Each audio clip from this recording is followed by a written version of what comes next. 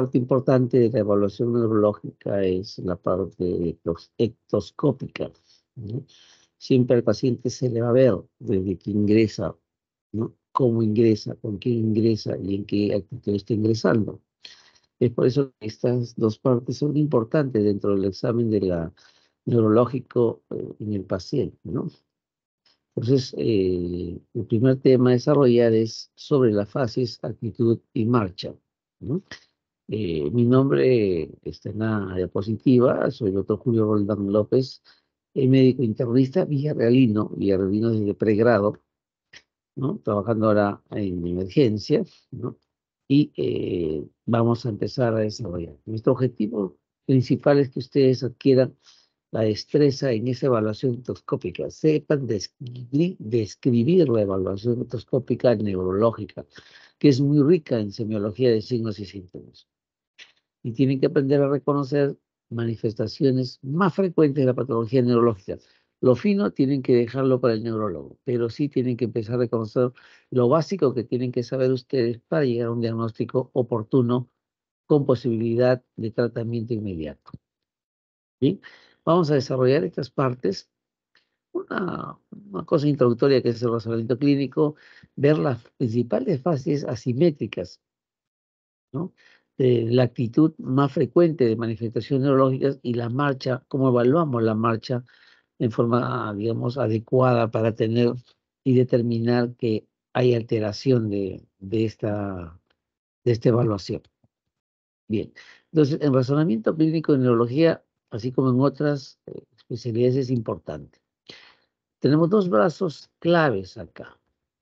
Un brazo clave que cuando terminamos de hacer una evaluación, podemos localizar la lesión. La intención de evaluar es localizar la lesión, ¿no? Y después el otro brazo es determinar diagnóstico diferencial que pueda causar una lesión en esa localización. O sea, eso quiere decir que si yo tengo un diagnóstico presuntivo, porque siempre los diagnósticos son presuntivos, voy a tener un abanico de diagnósticos diferenciales que pueden causar una lesión en esa localización que hemos encontrado en el examen clínico. Y para tener claro la localización de la lesión, ¿cómo llegamos a eso? Dos puntos importantes: los síntomas y los signos. El síntoma que podamos nosotros sacar del paciente.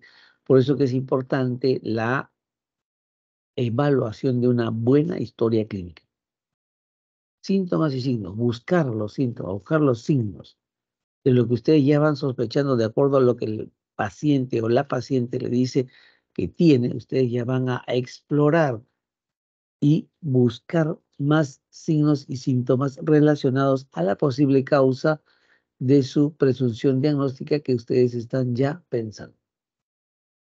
Bien. ¿Y eso qué constituye? Signos y síntomas. Básicamente lo que estamos desarrollando, la semiología. Por eso que es importante desarrollar este razonamiento clínico para poder llegar a una presunción diagnóstica.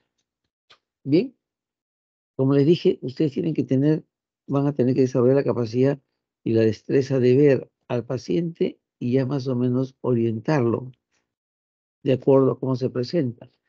Así como ven en este esquema, en este animado, ¿no? Lo que hace cuando el paciente llega. Nosotros estamos sentados en el escritorio, estamos al borde de la camilla, si lo traen en camilla, si lo traen de pie, lo vamos a ver ingresar y vamos a tener que ver cómo están sus fases, qué fases tiene. ¿No? Viene con una fases de dolor, viene con asimetría facial, qué es lo que vemos en el rostro de ese paciente. Y después, ¿en qué actitud está viniendo? ¿Cómo es la actitud del paciente? Es un paciente que está de pie inestable, no puede caminar, es un paciente como la figura está encorvado, es un paciente que está lateralizado su cuerpo de repente por un compromiso muscular lumbar doloroso, y la marcha es el tercer aspecto. ¿Cómo camina?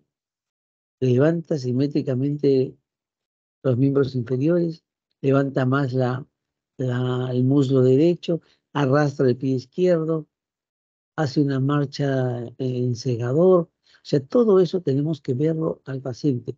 Pues no solamente es llamar paciente José Pérez, y voy a la computadora o agarro la historia, no me siento ni lo he visto. No es así. Al paciente hay que observarlo. Toda patología tiene una característica en microscopía. Y dentro de ellos, creo, entre toda la patología, la neurológica, es la que es la más representativa, teniendo mayor manifestaciones en las fases, en la actitud, en la marcha. Bien, vamos a mostrarle ahora las fases. La fase básicamente, ¿qué es? Es la evaluación, como dice acá, de la expresión facial. Y en las enfermedades neurológicas nos ayuda a hacer el diagnóstico. Si han tenido oportunidad de ver pacientes con asimetría facial, van a darse cuenta que ustedes llegan y tienen que ver al paciente. Ver al paciente significa observar desde la punta del cabello hasta la punta del pie. Ver la simetría. En neurología se explora bastante la simetría. El lado derecho tiene que ser igual al lado izquierdo en función. La hemicara derecha tiene que ser igual a la hemicara izquierda en manifestaciones, alturas, determinaciones y puntos específicos de la cara. Las enfermedades neurológicas, como dice acá, muestran cambios fisonómicos en la fisonomía del paciente. Y a veces con eso es suficiente para un diagnóstico. Como en mi grupo hemos visto una parálisis facial central, que si no habría manifestaciones neurológicas, nos obliga a hacer otras cosas, otros exámenes que vamos a ver en las siguientes páginas, en las siguientes diapositivas. Bien, entonces la fase nos va a expresar problemas de salud, problemas psicoemocionales, ¿no? Y esto simplemente lo vamos a detectar mediante un arma importante que es la inspección, mirando, observando y determinando cómo está todo, la simetría de la cara en su expresión. Acá algunas fases asimétricas les voy a mostrar, ¿no? Por ejemplo, tenemos acá, ustedes notan, yo creo que ya han visto en su práctica, la caída de un párpado, en este caso el párpado izquierdo está más caído que el derecho, miren la apertura ocular es totalmente diferente, pues esto se le denomina ptosis palpebral, ¿no? Entonces, la ptosis palpebral. Cuando tenemos ptosis palpebral tenemos que evaluar dos nervios importantes, ver si hay lesión del tercer nervio craneal. Si hay lesión del tercer nervio craneal cuya inervación va hacia el músculo recto interno, significa que vamos a tener una predominancia de la actividad del recto externo. Por lo tanto, este ojo va a estar desviado hacia afuera. Por eso que encontramos ahí el estrabismo divergente. ¿Mm? Si ustedes encuentran un estrabismo divergente, es lesión del tercer nervio craneal. ¿Okay? Pero no solamente debemos ver el tercer nervio craneal, tengo que buscar, al hacer la motilidad de los nervios craneales, tengo que buscar cómo está el ojo. Si por el contrario yo veo que el ojo está, uno de ellos está mirando hacia adentro, ¿no? Hacia adentro, entonces yo tengo que ya asumir que no hay, no hay actividad del recto externo. Y el recto externo lo predomina el sexto nervio craneal. Entonces, si yo tengo una mirada que está desviada hacia la parte interna, estoy hablando de un estrabismo convergente que converge, hay lesión del sexto par craneal, del sexto nervio craneal. Ya no se denomina par, sino sexto nervio craneal. Bien, entonces aquí hay otra de las cosas que con frecuencia ustedes van a ver y tienen que diagnosticarlo. Tienen que ser muy sutiles en su inspección, porque si no ven bien a la cara de un paciente, van a errar el diagnóstico, sobre todo si se trata de una lesión de nervio terminal que vamos a ver acá. Ustedes afinen la mirada, por favor, acá donde está el puntero, comparen acá Comparen acá. Acá todavía hay unas líneas de expresión. Acá no tenemos línea de expresión, ¿no? Es totalmente plana. Miren la altura de las cejas, un poco más caída, la del lado derecho, este es el lado derecho. Miren cómo está la comisura labial. Está caída por debajo del lado izquierdo. El surco nasogeniano, bien prominente acá, casi borrado en el lado derecho. Tenemos una simetría facial clásica de una lesión. ¿Cuál? La lesión del séptimo nervio craneal o facial. ¿Por qué? Porque hay pues un déficit de la función motora de la hemicara correspondiente a la lesión, cuando es periférica. Y todo lo que hemos escrito es acá. Formamiento del surco nasogeniano, descenso de la ceja del lado comprometido. Aquí vamos a ver dos cosas. Y tenemos que importante conocer lagoftalmo. ¿Qué es lagoftalmo? Es cuando la hendidura palpebral del lado paralizado es mayor que el sano, ¿no? Miren acá. Este ojo está más abierto que este, ¿sí? ¿Por qué? Porque hay caída de todos los músculos, el compromiso motor.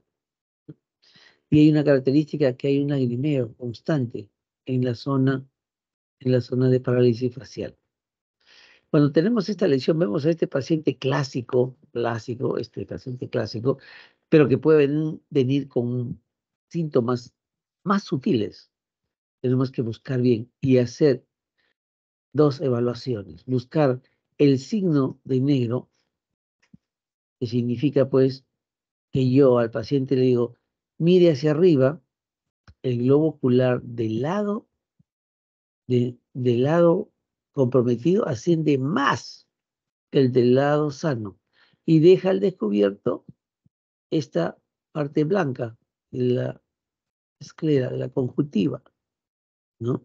Entonces, acá vemos esto. Este es el clásico signo de Bell. ¿No? Signo de Bell. Entonces, ¿qué significa? Que si tengo lagoftalmos, es la mayor apertura ocular, y le digo que mire hacia arriba, va a subir más que el lado sano y va a dejar este borde blanco que se conoce como signo de Bell. Y por eso que la parálisis facial periférica o parálisis de Bell, ¿no? En honor al que descubrió este signo en el compromiso del séptimo nervio craneal. ¿Sí? Pero es sencillo la parálisis facial periférica, claro, la periférica. Pero cuando yo tengo una lesión que solo me compromete la hemicara inferior y hay presencia de actividad en la parte superior, o sea, arrugas frontales, no totalmente, pero arrugas frontales, no hay presencia de, digamos, lagoftalmos, pero sí hay comisura labial caída, surco nasogeniano más borrado, estamos asumiendo que es una parálisis no del nervio facial periférico, sino a nivel central, ¿no? O sea, lesión ya supranuclear. Entonces, ¿qué significa con esto? Acá en la parálisis facial periférica, que es uniforme en la hemicara, toda la hemicara comprometida, no hay problema. La evolución dentro de 2 semanas va a ser la recuperación y la posibilidad de secuela de acuerdo al grado de compromiso del nervio craneal. En cambio, en esta parálisis facial central, tengo la obligación de hacer un estudio siguiente para detectar que no haya una lesión asociada severa. Una tomografía cerebral sin contraste es la que se utiliza para poder determinar si hay un infarto en esta zona, hay un proceso expansivo que está comprometiendo, digamos, la lesión o la región supranuclear del nervio. De todo eso tenemos que evaluarlo, ¿no? Y acá hay una parte importante. Otro de los signos que va a salir acá en la pantalla es al paciente, yo le pido que me enseñe los dientes. Obviamente me va a enseñar más de este lado. Puede en este lado abrir, pero es menor la apertura y la caída es más notoria. Otra cosa que puedo decir es, a ver, cierre bien los labios, infle los cachetitos como Kiko, sople, que no se escape el aire, y van a ver ustedes que como hay debilidad en esta parte, los dos, porque los dos, las manifestaciones inferiores, va a escaparse el aire. va a escaparse. ¿Por qué? Porque el buccinador está comprometido, ¿no? No va a poder hacer como queriendo dar yo una trompita, hacer una trompita como lo ves, no lo puedo hacer, porque hay debilidad del auricular de los labios y va a provocar una simetría cuando intente hacer ese gesto. ¿Bien? Entonces, esto de acá es lo que hemos hablado. No puede silbar. El paciente con parálisis facial va a hacer, va a soplar, pero no va a silbar. ¿Ok? Entonces, esta es la lección más frecuente que ustedes van a ver. Y bueno, lo hemos visto con mi grupo parálisis facial periférica, central, o sea que sí es frecuente en pacientes. Y sobre todo pacientes con comorbilidades importantes como son diabetes, hipertensión, ¿no? O pacientes que han tenido un DCB previo. Otra fascia asimétrica es la fascia parkinsoniana. La fascia parkinsoniana se caracteriza por esto. Es una rigidez extrapiramidal del Parkinson, ¿cierto? Es un rostro inexpresivo. No tiene una expresión de alegría ni tristeza. Es un rostro que no le encontramos a expresión alguna. No hay mímica, hay una disminución de la mímica. Hay escaso parpadeo. Y cuando el Parkinson avanza, hay, está la boca entreabierta con salivero, ¿no? Y acá ustedes ven que la facies es lustrosa, brillosa, ¿no? Es por la seborrea facial que presentan estos pacientes. Por eso que a veces en la semiología antigua en los libros ponen el paciente con cara de pomada, ¿no? La pomada es grasosa, es brillosa. Ujú. Otra fase que hay que considerar es la del déficit de neurotransmisores. Mire, hemos hablado de lesiones de nervio craneal, estamos hablando de lesiones extrapiramidal, estamos hablando ahora cuando hay lesiones o déficit de neurotransmisores que va a producir la miastenia gravis, ¿no? Acá la miastenia gravis muchas veces se diagnostica cuando ya el paciente está teniendo problemas como acá. Se le caen los párpados. Hoy se me están cayendo los párpados y tengo que inclinar la cabeza hacia atrás para poder ver lo que tengo al frente. Eso ya es un síntoma, ¿no? O sea, toda caída de párpado, entonces hay que buscar qué lesión es, lesión de tercero, es lesión neurológica central o qué está pasando, ¿no? Entonces, cuando hay una tosis palpebral todavía bilateral, y a veces es asimétrica, o sea, uno más caído que el otro, pero generalmente es bilateral, simétrica, ¿no? Hay que pensar en déficit de neurotransmisores y dentro de ellos en miastenia. Vamos a encontrar, vamos a encontrar surco nasogeniano borrado, puede haber estrabismo y en el caso de la severidad extrema de la miastenia, hay inmovilidad ocular. Por eso que la miastenia es una patología en la cual hay déficit de neurotransmisores dentro de la actividad del músculo y el globo ocular tiene músculos, ¿no? Entonces, cuando hay un compromiso de fuerza muscular por miastenia, ese ojo no se mueve. ¿M? Y esta característica es la debilidad progresiva durante todo el día, termina agotado, ¿no? Entonces, siempre es importante observar la fase del paciente. Tenemos ahora una fase que también lo podemos ver, que se puede escapar, es la famosa fase de Claude Bernard Horner, en donde hay un compromiso del simpático cervical. ¿Qué vemos en esto? Por ejemplo, miren, acá la apertura ocular es mayor que esta, y miren, este párpado de acá en su extensión es menor y este está más caída, ¿no? Y lo vemos acá incluso, ¿no? Miren, como el párpado llega al borde superior de la pupila, en cambio acá no. La pupila y hay un espacio incluso en la cuestión entre el párpado. Entonces acá vemos tosis palpebral y cuando vemos tosis palpebral unilateral tenemos que evaluar las pupilas, el reflejo, cómo están. ¿Están simétricas o están asimétricas?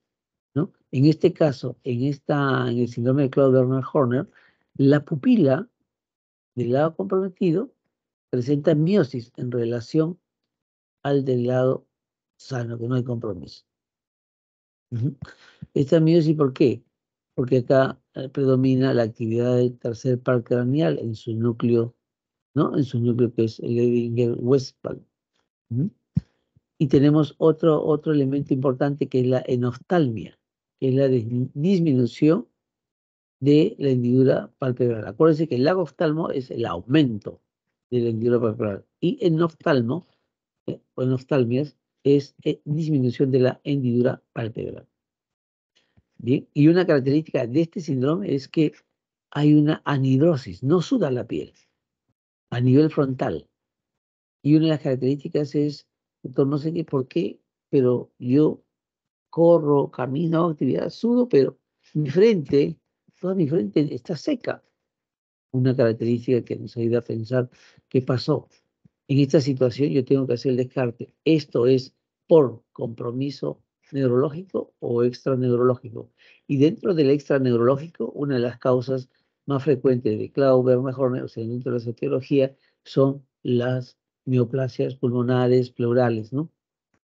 Entonces, eso es, hay que considerar. Si es una tomografía negativa, hay que ir pensando y buscar ya otro screening a nivel de otro lado para determinar la posibilidad de una neoplasia, ¿no? Y esto es bien característico. Pero a ver, mejor no encontramos, hay que pensar neurológico, no neurológico. No neurológico, hay que pensar en procesos a nivel de mediastino, tórax, ¿no? Que pueden estar provocando eso en su paso del simpático, ¿no?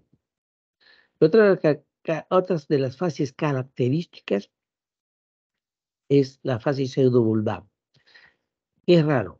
Es un compromiso de la motoneurona central bilateral.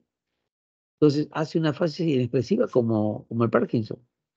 Pero a diferencia de él, estos pacientes tienen una manifestación de crisis de llanto y risa, ¿no? Inmotivadas. Esa es la característica que lo difiere del Parkinson. Y puede estar igual, con una boca entreabierta, con salivero. Bien, la fase encefálica, eso data en los libros de semiologías y básicamente se refiere al aspecto somnoliento, estuporoso, ¿no? Pero que es secundario a una patología sistémica. Lo más frecuente, la encefalopatía por sepsis o por shock séptico.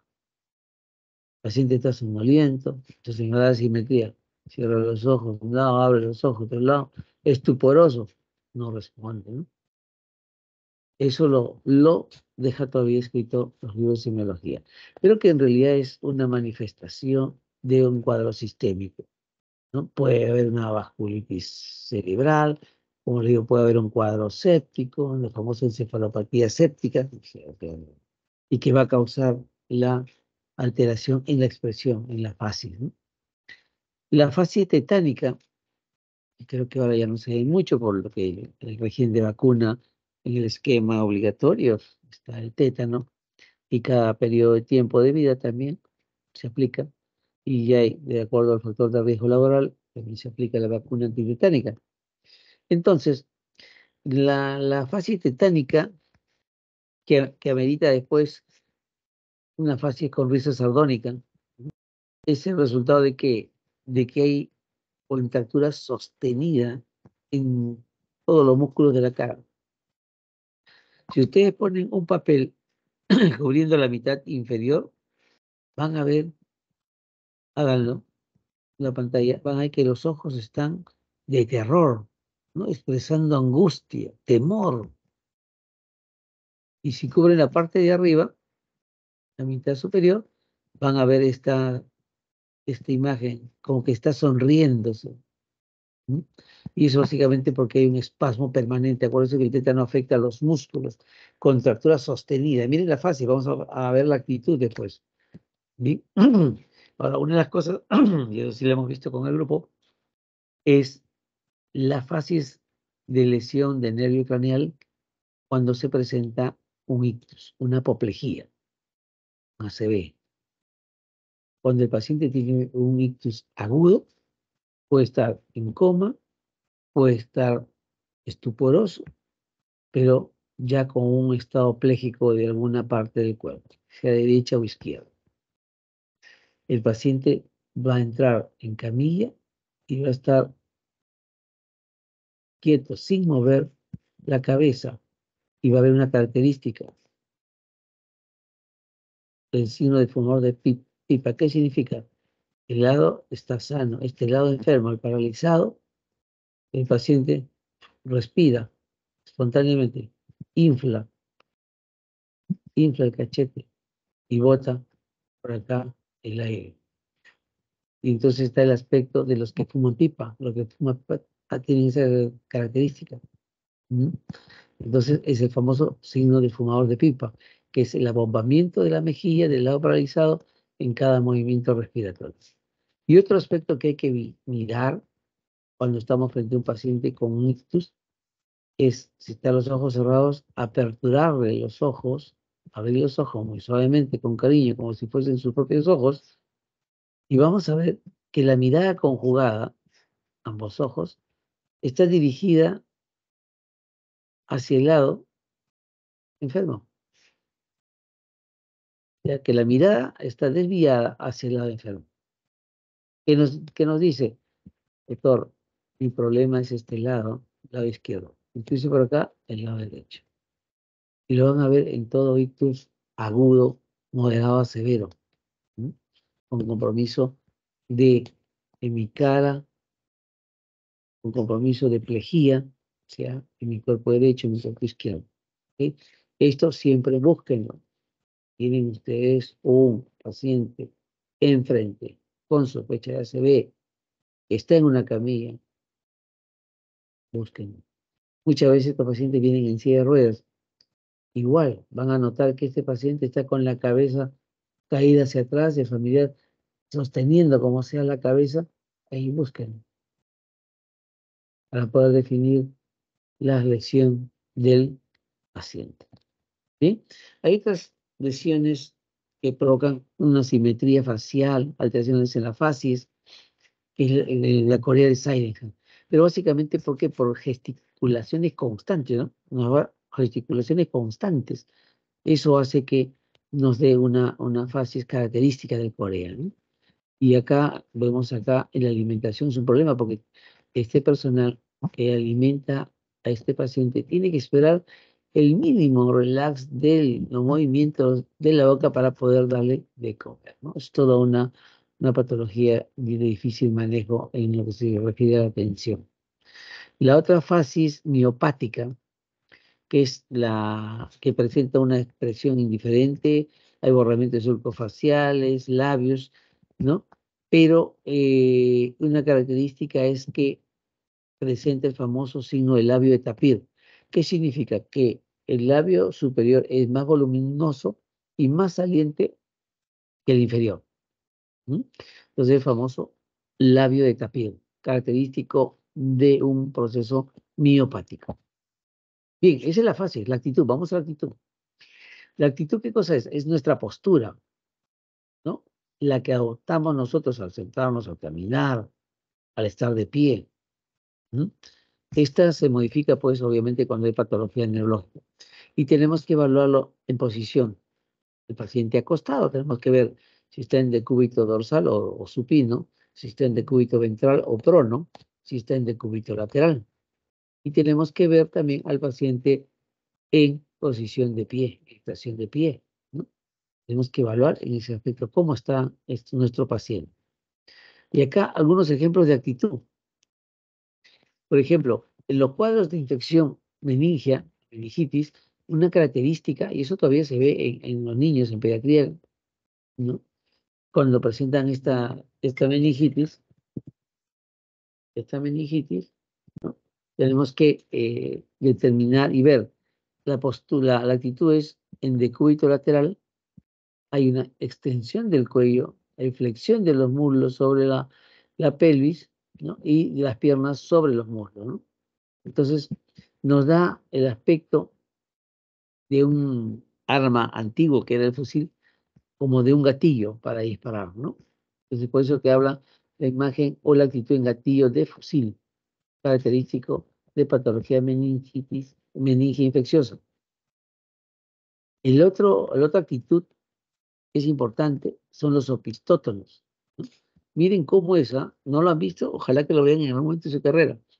Esto bastante frecuente en una infección por tétanos. Ojo.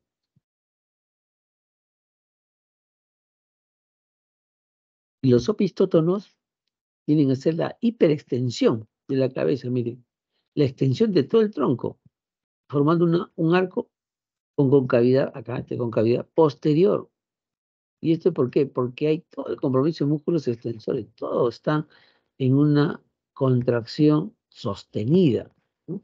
Es por eso que estos pacientes, si están en decúbito supino, están en decúbito supino, y nos acercamos, y basta que toquemos la canilla, es el estímulo para la contracción del músculo y hace este movimiento. ¿Sí?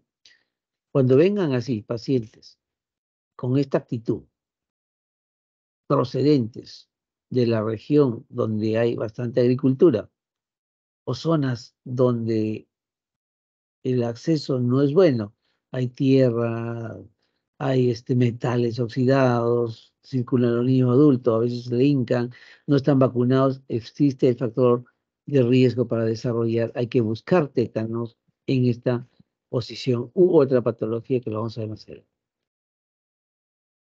Así como hay opistótonos, hay pleuróstotonos, en la cual hay la actitud que predomina en una mitad, ¿no? En una mitad, y esto hace que se incline la cabeza sobre el hombro que está descendido, el tronco tiene una incurvación lateral, ¿no? Como ven ustedes acá. En prostótonos, la verdad que yo no he visto, pero se los voy ¿cómo se llama?, comentar, es la flexión intensa de la cabeza sobre el pecho, ¿no? La flexión de los miembros inferiores en contacto con el tronco. Entonces, ustedes ven, se dan cuenta que más parece una posición fetal, ¿no? Y son manifestaciones de actitud que pueden darse en patología infecciosa como el tétanos. En el stroke cerebral, ¿cuál es la actitud? Aparte de ver la simetría facial, la extremidad paralizada del miembro superior está siempre pegada al tronco. Esto no, obviamente así no viene, simplemente es para graficar el compromiso del área. ¿Van a venir así? Sí, van a venir así. Y ustedes van a ver que el miembro superior de acá está pegado al tronco. Hay flexión del antebrazo sobre el brazo, ¿no? Esto de acá. Y lo que hay que hacer es lo siguiente, y hay que ver lo siguiente, siempre por este es instinto, el paciente con el lado sano trata de coger el lado enfermo para que no caiga. ¿Ok? Y esta es la actitud clásica. Van a ver cómo está el miembro inferior. Está extendido y hay una leve rotación interna del pie. La primera etapa de un stroke cerebral es que se caracteriza por hipotonía. ¿Sí? Hay hipotonía. Es la primera etapa del stroke o del ACV que está presentando un paciente. Pero esta es la imagen que van a ver en el paciente que viene en silla de ruedas. Y en el paciente que viene en camilla, van a ver con las características que hemos hablado en la presentación de compromiso facial y obviamente igual, si este paciente estuviese echado y todavía tiene función cerebral activa, mantiene el brazo sano, protegiendo al lado paralizado. ¿Qué otra actitud hay? Paraplegias, ¿no? La paraplegia puede ser flácida o espástica. La paraplegia es el compromiso de ambos miembros inferiores, ¿ok? Paraplegia es abolición, sin movimiento de miembros inferiores. Cuadriplegia o tetraplegia, compromiso de las 4 extremidades, ¿ok? Hay paraplegia, como dice acá, flácida, en donde las masas musculares están blandas. Si está echado, vemos que como que estuviese, dicen ahí, aplastado sobre el colchón o la colchoneta. La punta de los pies, obviamente, no va a poder mantener la actitud correcta, normal, sino va a caer, ¿no? Está caído hacia adelante. Y dentro de las paraplegias espásticas, el mejor ejemplo a veces son los niños con PC, con parálisis cerebral, ¿no? En donde hay una contractura de extremidades, miren acá, contractura de extremidades, ya sea en extensión, como está abajo, o en flexión, como se ve acá. A nivel de las caderas puede haber flexión, la del pie sobre las piernas, o sea, lo vamos a hacer todo contracturado, ¿no? Que dice la paraplegia espástica, lo tiene así, pero no lo mueve. Otra actitud que debemos considerar es el paciente parkinsoniano. ¿Cuál es la actitud del paciente parkinsoniano cuando está de pie? Vemos que es una actitud en flexión, ¿no? En flexión. La cabeza y el tronco está hacia adelante, miren. Los antebrazos, en este caso los dos, están en flexión y con pronación. Las rodillas están semiflexionadas. Ese es el característico paciente parkinsoniano. Si ustedes ven eso, no se van a olvidar. Otra actitud importante, la ataxia. La ataxia viene a ser la inestabilidad corporal. Vamos a ver anteropulsión, que es movimiento hacia adelante, retropulsión, que es hacia atrás, o lateropulsión, que es a los lados del paciente, ¿no? Y otra característica que tiene esta actitud atáxica es que amplía la base de sustentación. O sea, las piernas están más separadas de lo habitual. Una actitud miopática, con que hemos visto de la miopatía, ¿no? El famoso signo del labio tapir. Ahora vamos a ver cómo la actitud. La actitud amplía la base, no se ve, amplía la base de sustentación y está bien marcada la lordosis, ¿no? Que está bien acentuada, ¿no? Lumbar es bien marcada y esto hace que haya prominencia del abdomen, ¿no? En la famosa característica de postura del tenor, como lo llaman los semiólogos, ¿no? Entonces, hiperlordosis, amplia base de sustentación, prominencia abdominal. Estamos hablando de una actitud probablemente secundaria a una miopatía. Bien, entonces esa es la primera parte de fase de actitud de marcha. ¿Tienen alguna pregunta? ¿Todo claro?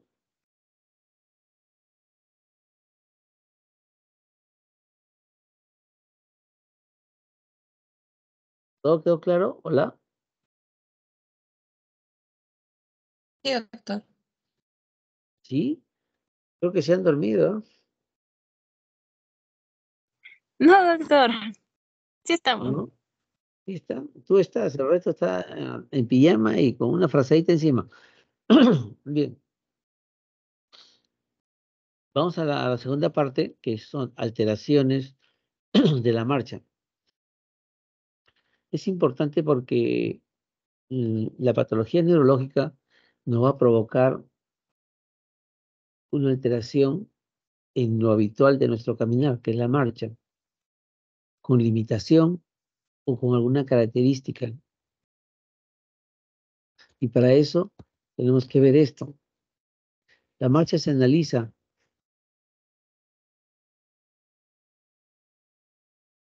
haciendo que el paciente esté con los ojos abiertos, los ojos cerrados, haciéndolo caminar hacia adelante, hacia atrás, lateral, incorporándose en una silla, sentándose en una silla.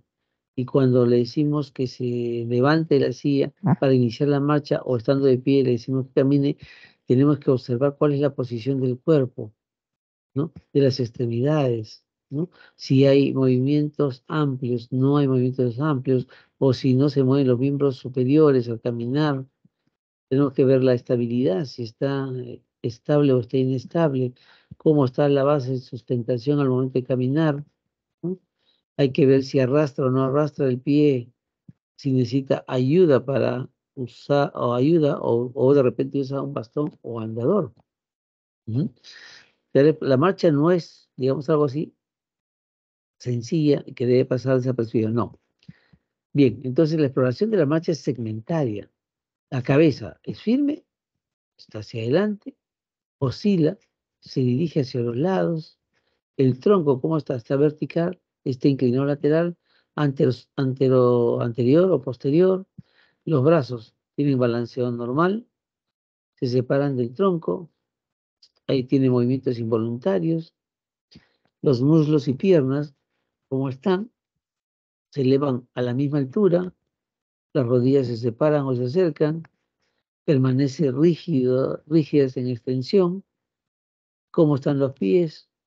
El movimiento de los pies parte que primero llega a la punta, que llega al suelo la punta, el talón, los bordes, ¿no? O sea, toda esa secuencia tenemos que explorarlo en la marcha. ¿Ok? Es algo breve, esto simplemente es la fase, ¿no? Contacto inicial, respuesta de carga, apoyo medio, apoyo terminal y el prebalanceo para la marcha. Bien, entonces, marcha, vamos a analizarlo, las patológicas y dentro de ellas tenemos que tener en cuenta que pueden ser alteraciones de la marcha por razones osteomusculares o relacionadas a alteraciones neurológicas, ¿no? Cuando hablamos en relación a alteraciones osteomusculares que pueden provocar marchas patológicas, hay que considerar si hay alteraciones paralíticas, o sea, disminución de fuerza muscular ya previamente. Si el paciente ya tiene alguna alteración a nivel de las articulaciones, como anquilosis, o sea, ya deformidad y limitación al movimiento, ahí no tiene valor la marcha. Si hay acortamiento de un miembro, ya sea de origen desde el nacimiento, por alguna alteración de una displasia de cadera, ¿no? O que ha habido una fractura de cadera y se ha recuperado, pero que ha quedado un miembro acortado. O sea, eso va a alterar ya la marcha. Y si hay dolor o por digamos, por las posiciones antálgicas que provocan, ¿no? O sea, el que vaya de un costado caminando lento, despacio, y muchas veces arrastrando el pie. ¿Por qué? Porque tiene una contractura severa o está con una radiculopatía o tiene una lesión iniciática que provoca una dolorabilidad intensa que hace que la marcha sea alterada. Por eso es importante evaluar esto, para quedarnos simplemente con una marcha alterada por patología neurológica. ¿Ok? Y dentro de la patología neurológica tenemos una marcha que es ocasionada cuando hay lesión cerebrofrontal, que es la marcha apráxica. ¿Qué significa eso? La marcha apráxica significa que la paciente pierde la capacidad de usar los miembros, ¿no? Entonces, y tiene dificultad para iniciar la marcha, menos hace giros, y los pasos son cortos y inestables, como que dice, se olvidó de caminar.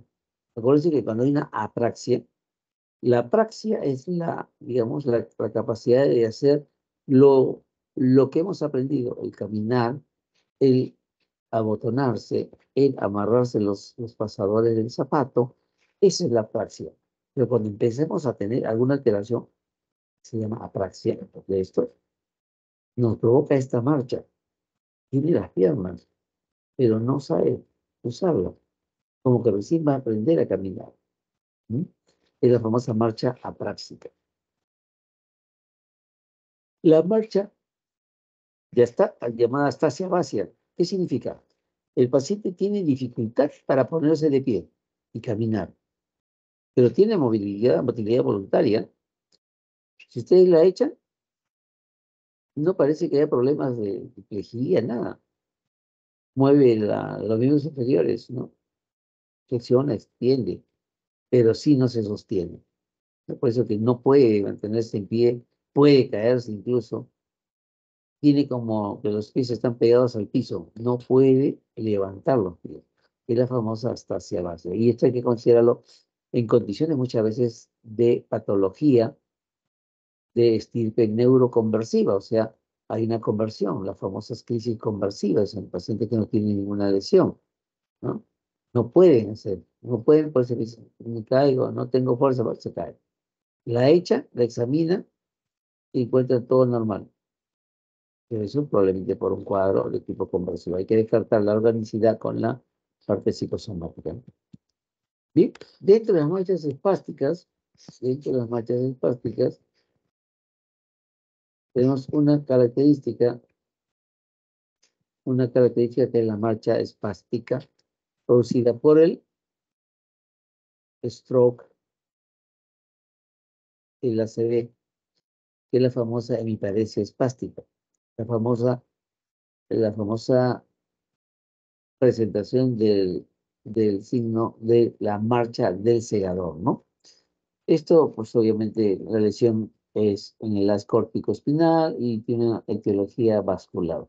La marcha del segador, ustedes no sé, debe conocer, sí, habían jardineros que podaban los jardines con una hoz y hacían un movimiento de muñeca en circular para cortar el pasto alto, incluso en la agricultura, cuando hacen la siega de determinadas plantas para uniformizar, usan esto como un elemento cortante y hacen un movimiento en semicírculo con la muñeca, ¿no? Pues eso se llama la marcha del segador, que es el movimiento que hace este tipo de personas que elaboran con esta característica.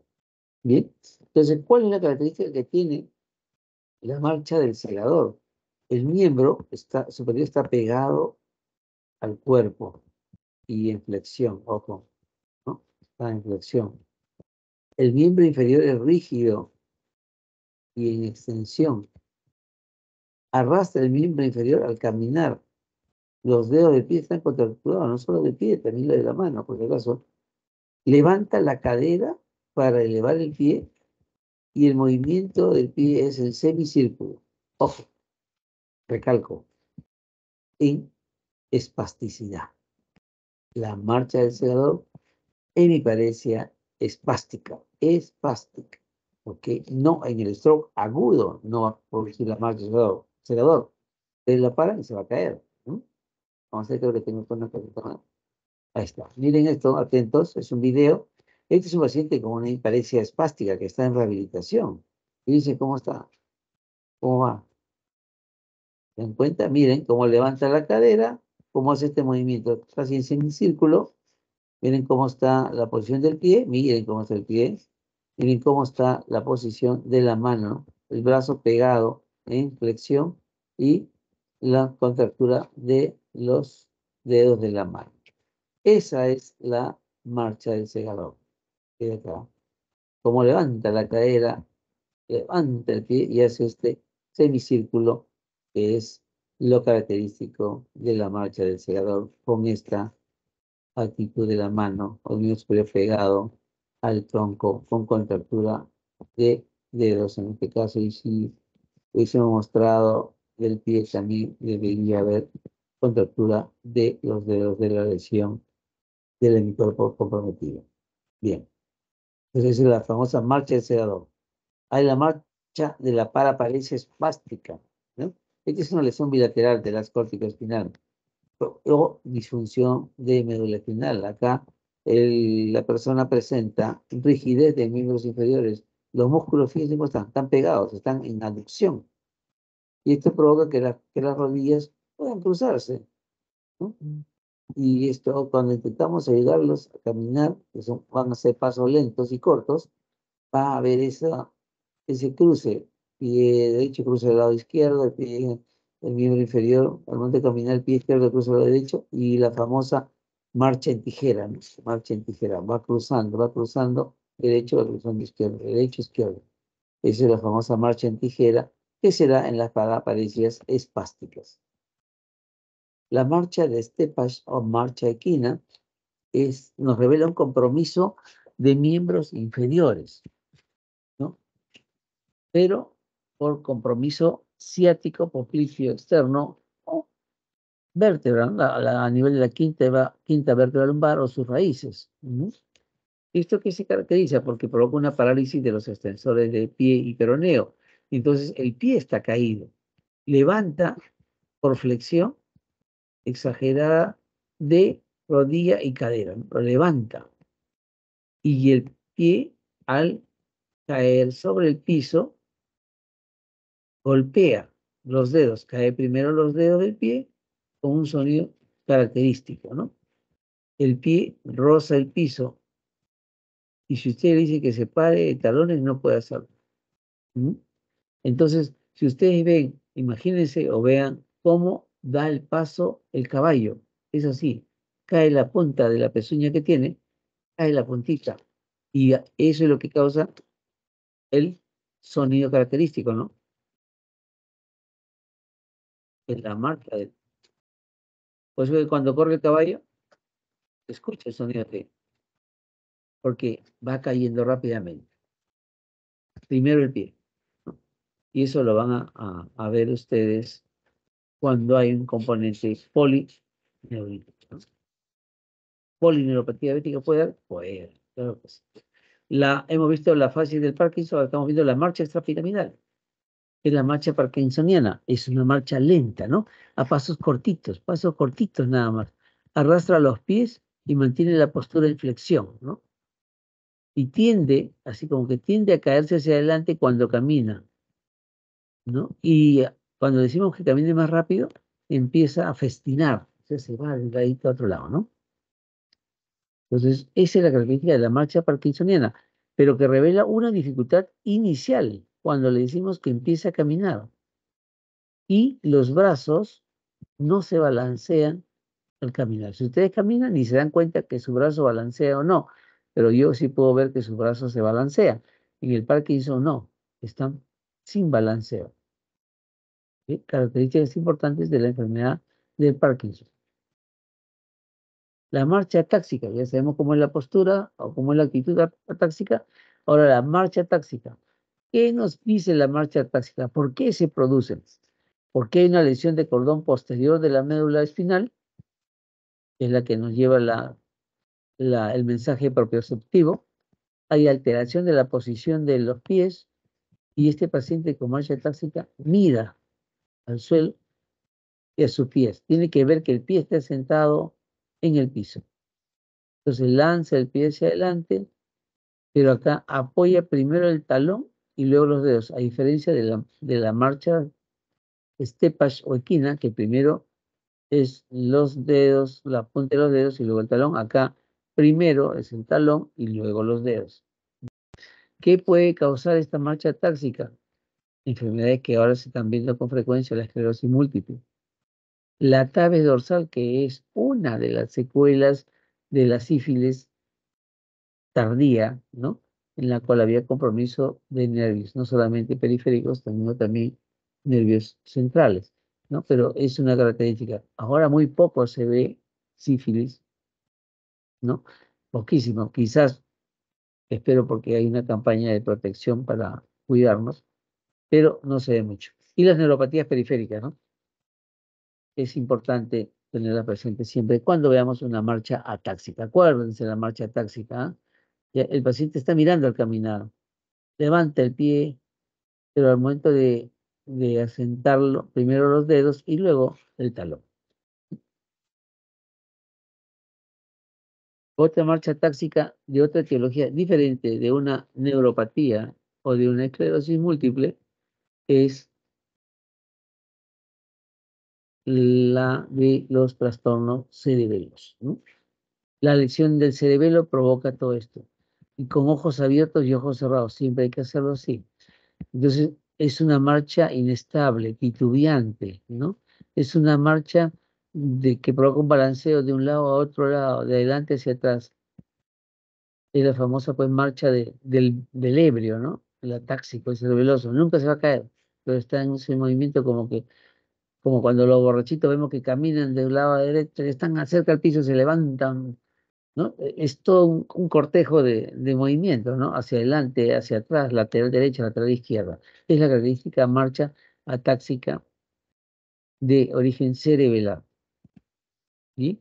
Y otras marchas distróficas son la famosa marcha de pato, que estas dos se observan en miopatías. La marcha de pato se observa cuando el paciente camina con esa marcada lordosis que hemos visto, las caderas oscilan de un otro lado, o sea, hay un balanceo, porque no puede fijar la cadera y los glúteos son débiles. Por eso que da esa característica de la caminata del pato. ¿Ok? Y la marcha de sapo, estos ya son estados avanzados de la miopatía. ¿Mm? El enfermo no puede ponerse de pie, no hay fuerza para ponerse de pie. Y puede marchar incluso por un tiempo breve nomás apoyándose en lo que es los dedos de sus manos y los de su pie, ¿no? En cuclillas. Y lo va haciendo a veces como un sapito. Por eso que lo llama marcha de sapo. Manifestaciones de miopatía avanzada. La marcha vestibular, en donde vemos acá una característica importante. El enfermo con los ojos cerrados se desvía hacia un lado, por ejemplo, se desvía hacia el lado derecho, cuando camina hacia adelante, ¿ya? Y le decimos que camine hacia atrás y se desvía hacia el lado izquierdo, ¿no? Es decir, lo tengo acá, siga mi puntero. Señor, camine hacia adelante, ojos cerrados, camina y se va a ir para acá. Ahora, mantenga los ojos cerrados, camine hacia atrás, se va a ir al lado contrario. Y después, vuelva hacia adelante, vuelva hacia atrás, forma la famosa estrella, ¿no? Nos figura una imagen imaginaria de una estrella. Entonces, eso es lo que hay que hacer cuando sospechamos compromiso vestibular. Bien, entonces, la conclusión de esta primera clase es que el examen neurológico tiene que ser ordenado y tiene que corroborar lo que el paciente me ha informado, lo que me ha dicho el paciente. Y si no encuentro lo que me ha dicho, vuelvo a hacer la anamnesis para ver y reorientar al paciente o al familiar sobre su estado de salud, para llegar realmente a conjugar el examen clínico con la anamnesis en la cual nos narra y el estado de inicio de síntomas y signología que de repente encontramos o no encontramos. Si no encontramos nada de lo que nos dice, hay que poner en duda y volver a preguntar sobre la sintomatología que ha traído el paciente a la atención hospitalaria. Bien, entonces la evaluación neurológica es minuciosa, nos aproxima al diagnóstico y un adecuado examen semiológico podemos realizar una impresión diagnóstica, ¿no? Y esto considera un diagnóstico temprano adecuado, un tratamiento adecuado precoz que puede dejar sin secuela al paciente. Bien, esta es la primera clase. Si hay preguntas, chicos, ¿no? Si hay preguntas, fácil actitud en marcha para empezar la siguiente.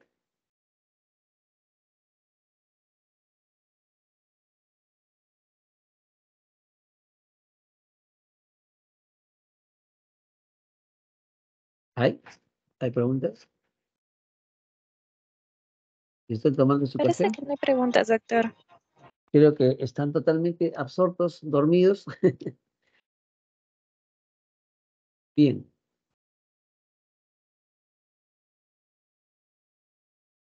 La segunda parte que vamos a tratar es sobre la motilidad. Un examen importante para determinar patologías neurológicas que van a, digamos, a tener manifestaciones sobre este aspecto, este aparato motor. Y antes de empezar, tenemos que siempre ser ordenados en la evaluación de la motilidad. Usted, como estudiante, tiene que ser ordenado. Se empieza de la A a la Z, de la A a la Z. ¿Sí? Y por eso siempre correlacionar los hallazgos del examen neurológico con los síntomas para poder establecer el diagnóstico sindrómico consistente y que va a motivar incluso la orientación topográfica si es que se da la lesión o la etiológica si es que se tiene algún dato adicional y el planteamiento final del diagnóstico nosológico presuntivo inicial que tenemos. Bien, entonces el movimiento, la motilidad en sí es nuestra capacidad de desplazarnos pues, espacialmente. Una parte o todo el cuerpo, ¿no? Una parte es cuando yo voy a coger algo, elevo mi brazo, jalo.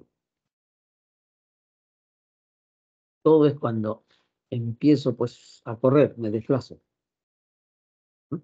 Eso es. Y para ello contamos con la contracción de músculos sobre las placas óseas para todo lo que es movimiento, ¿no? Gobernados de un jefe básico muy potente que es nuestro cerebro, ¿no? Ese es el que nos va a ordenar. Y irme a la derecha va a empezar el cerebro con nuestro Waze a direccionar los músculos hacia el movimiento que quiero realizar. ¿Sí? Entonces el examen motor de motilidad se hace considerando la motilidad cinética y la motilidad estática. La motilidad cinética o la contracción clónica se da por movimientos voluntarios a través de la vía piramidal, movimientos involuntarios por la vía extrapiramidal, movimientos reflejos en el clásico arco reflejo, ¿no? Sistema medular y cerebral. ¿Mm? Movimientos automáticos que también están dados por el sistema extrapiramidal, ¿no? Y la motilidad estática, que es la de mantener la actitud, postura, tono muscular, nos da el cerebelo y el sistema extrapiramidal, ¿no? O sea, mira, ahí vamos ya diferenciando.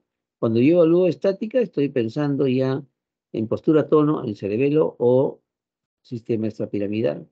La motilidad cinética, tengo que pensar en vía piramidal, extrapiramidal, medular, como elementos importantes para causarme movimiento involuntario, involuntario, reflejos y movimientos automáticos, ¿no? ¿Sí? Esto ya lo han hecho ustedes en la primera clase, recordar las vías motoras que implican en la motilidad, la vía piramidal, que es la primera motoneurona,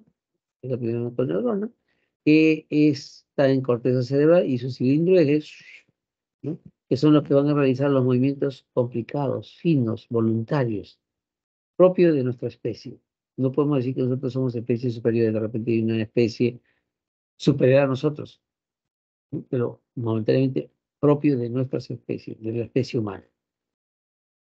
La vía piramidal es el movimiento instintivo, automatizado, ¿no? Y la vía terminal común es la segunda motoneurona, que se encuentra en el asta anterior, el asta motora de la médula, que va a prolongarse con cilindro ejes, ¿no?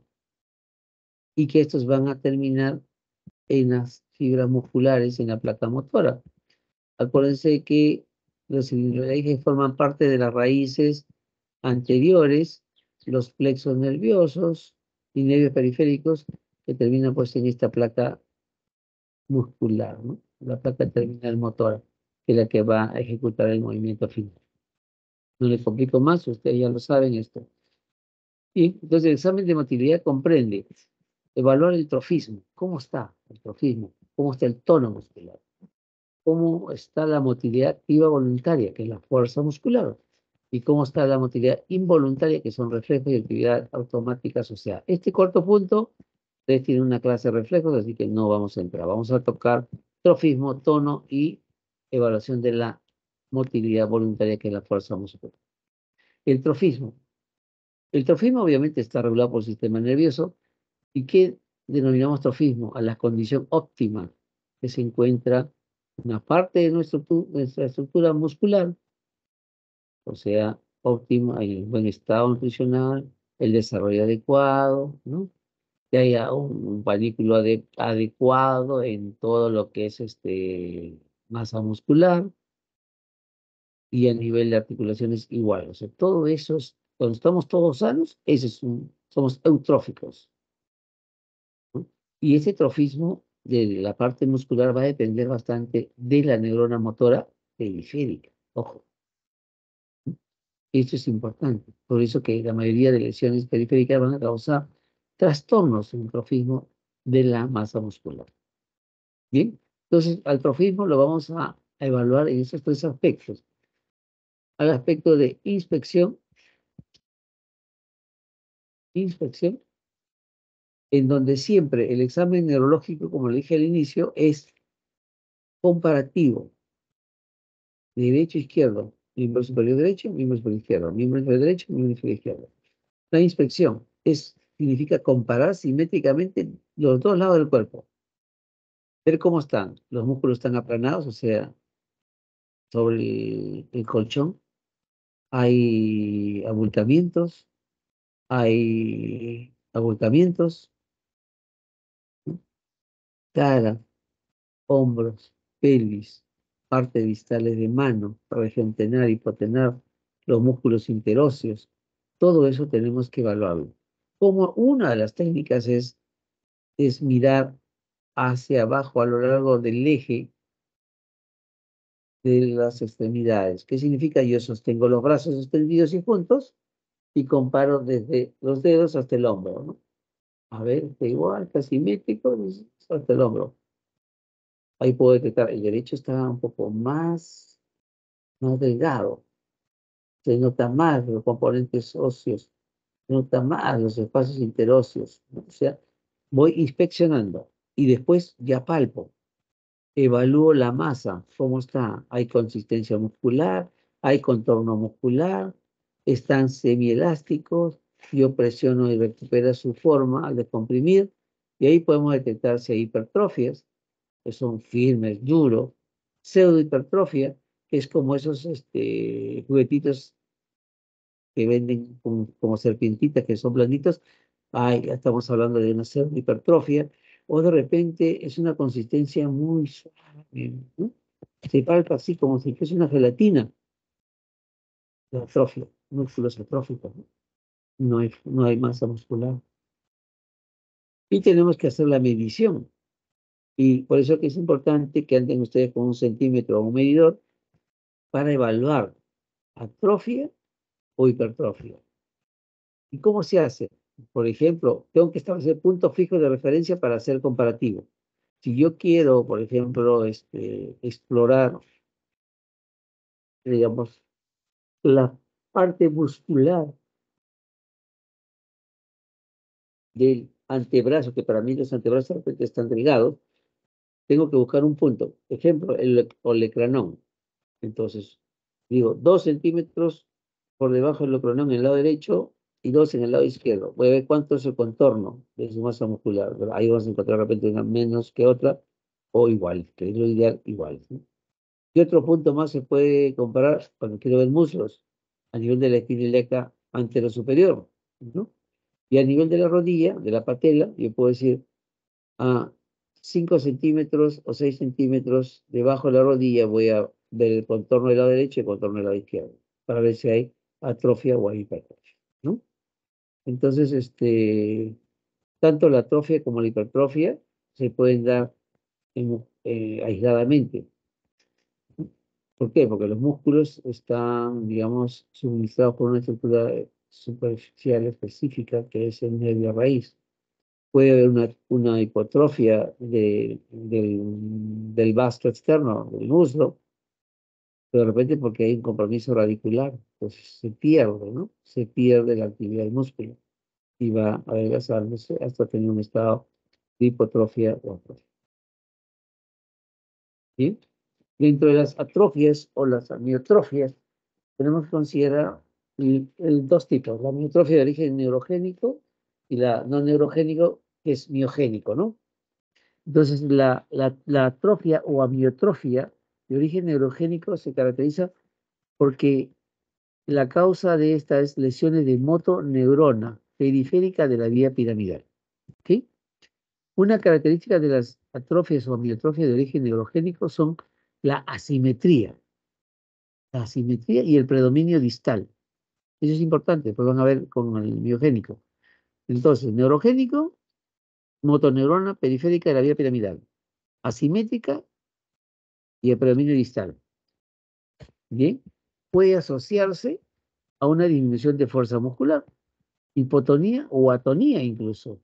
Hay arreflexia osteotendinosa, ojo, arreflexia osteotendinosa. No hay alteración de sensibilidad y presenta fasciculaciones. ¿Qué? Fasciculaciones. Si ustedes están echados, levantan sus piernas, van a ver que van a haber algunas fasciculaciones normales. Esas son normales. Las anormales son las que están constantemente en reposo. Pero cuando yo levanto y hago algún movimiento de piernas, puedo provocar fasciculaciones que son normales. Esta es digamos, la manifestación de la ELA, ¿no? De la expresión de la miotrófica. Miren cómo están los músculos interóseos, ¿no? Se ve, miren acá, no hay músculos. ¿Mm? Seguimos subiendo, igual, ¿no? Hay una atrofia muscular constante. Entonces, miren cómo es esto. La esclerosis amiotrófica es esto. Cuando lamentablemente no lo he traído, no lo pongo acá, yo quiero buscar reflejo muscular, pues noto antes fasciculaciones. Característica de él. Tengo unas manos con espacio interóseo prominente, escaso tejido muscular, región con del hueco anatómico, ¿no? De la tabaquera anatómica, bien pronunciada. Veo que hay fasciculaciones, ahí me pierde en pensar que sea una esclerosis lateral amiotrófica. La fasciculación, ¿qué viene a ser? La fasciculación son contracciones clónicas, muy breves, que experimentan solo algunas fibras musculares, en forma aislada, de un músculo en reposo sin desplazamiento de segmentos. Entonces corresponde a la activación espontánea de fibras musculares motoras visibles en la superficie muscular. Es típica su aparición espontánea. ¿Se la puede inducir? Claro. Ustedes pueden golpear suavemente con la mano, con una de las falanges, o pónganlo en punta, golpeen su músculo o su antebrazo en la región muscular y van a ver cómo que genera un movimiento. Y esto es lo que le decía yo, la observación de las fasciculaciones durante la contracción tónica es normal. O sea, yo me estiro las piernas, si soy observador voy a notar que hay fasciculaciones que son normales. Pero cuando es anormal, la patología es neurona motora periférica, lo que hemos visto en la amiotrofia de origen neurogénico, ¿no? ¿Sí? Y la amiotrofia de origen miogénico, esto se va a dar en relación a la alteración propia del músculo, que puede ser, digamos que hay debilidad, el músculo está, lo vemos así, uniforme, con trofismo adecuado, pero débil, pero hay una amiotrofia muscular, ¿no? La debilidad es mayor, más que la emaciación o digamos, el adelgazamiento, la debilidad es mayor. Hay atrofia, pero es mayor la debilidad. Y la amiotrofia de origen miogénico se distribuye preferentemente proximal, a diferencia del neurogénico que es distal. El neurogénico es asimétrico, estos son simétricos, simétricos. Allá los reflejos osteotendinosos y la fuerza está en relación al grado de atrofia, ¿ok? Igual, no hay compromiso sensitivo como el otro, acá no hay fasciculaciones, ¿sí? No hay fasciculaciones. A diferencia del neurogénico que tiene presencia de fasciculaciones, ¿ok? Hay pérdida de la respuesta idiomuscular. La respuesta idiomuscular también es la percusión sobre la masa muscular y va a ponerse la contracción del músculo, ¿no? O sea, como un globito, como un bolito se contrae el músculo, esa es una respuesta idiomuscular completa. En cambio, en el origen miogénico no va a producirse esta respuesta. En la atrofia o amiotrofia de origen miogénico, tenemos la amiotrofia de la desnutrición que afecta a toda la masa muscular y hay que considerar que más del 40% hasta 45% la masa muscular representa el peso corporal de la persona. Es por eso que cuando la persona hace una dieta inadecuada para bajar de peso, los músculos se van hipertrofiando. Baja de peso, pero a consta de mantener, digamos, un componente muscular menor. No consideran eso.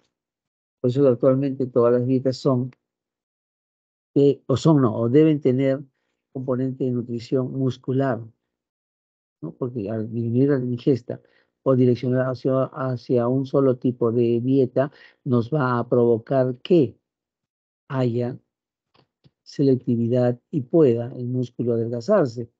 Lo que queremos es más bien perder tejido graso, pero sin dejar el músculo también flácido, sino manteniendo la masa muscular. Entonces la nutrición es importante ahí y la actividad física, ¿no?